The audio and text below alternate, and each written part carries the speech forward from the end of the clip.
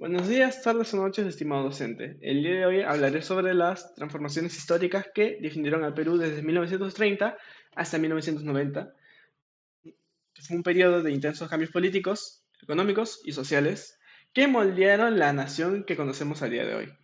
Para comenzar, comenzaremos con con la crisis oligárquica del 1930 a 1948, donde la migración a Lima y la formación de barriadas marcaron el inicio de una sociedad más diversa y demandante. La promoción de reformas laborales y el establecimiento del voto universal contribuyeron a la creación de una clase trabajadora organizada y a una mayor participación política, desafiando la estructura del poder tradicional y dando voz a nuevos sectores sociales. Gobierno revolucionario de las Fuerzas Armadas de 1968 al 1980. Avanzamos hacia esta parte de la historia, un periodo de reformas ambiciosas como la agraria y la nacionalización de industrias clave, buscando una mayor independencia y justicia social. Las políticas de inclusión expandieron la educación y la salud, promoviendo los derechos de los pueblos indígenas y fomentando una identidad cultural peruana más inclusiva. La industrialización y políticas económicas. El Perú vivió una profunda crisis económica en la década de los 30, seguida por diferentes modelos económicos desde el Estado benefactor hasta el modelo neoliberal.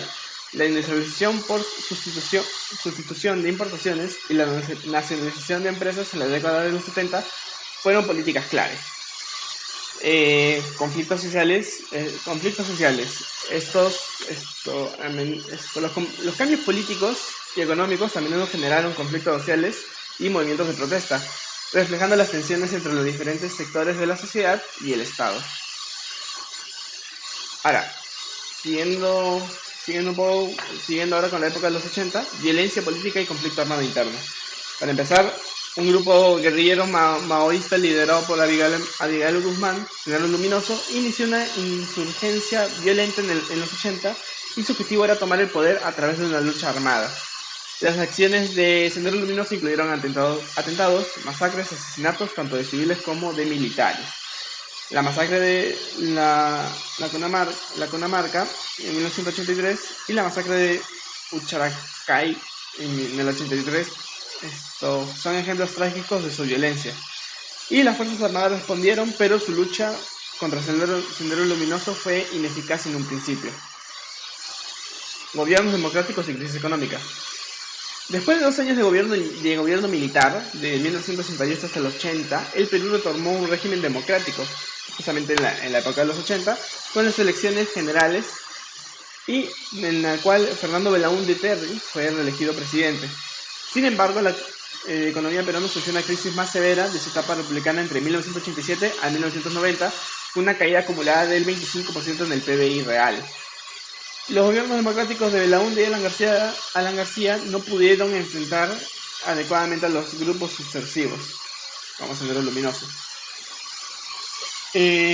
Durante la época del 90, bajo el gobierno de Alberto Fujimori, se logró desarticular a Sendero Luminoso. El grupo especial de inteligencia Hein capturó a Abigail Guzmán y a la cúpula de la organización terrorista. Fujimori también disolvió el Congreso y realizó un autogolpe de Estado en el 1992, estableciendo una dictadura civil conocida como el Fujimorato. Ahora, todo esto ha tenido un impacto en la actualidad. Estos eventos dejaron una profunda huella en la memoria histórica peruana. La Comisión de la Verdad y la Reconciliación investigó las violaciones de los derechos humanos durante este periodo, y la lucha por la democracia y la justicia y la estabilidad en el Perú continúa. Para resumir, el Perú estuvo marcado por violencia política, crisis económicas y los esfuerzos por superar estos desafíos.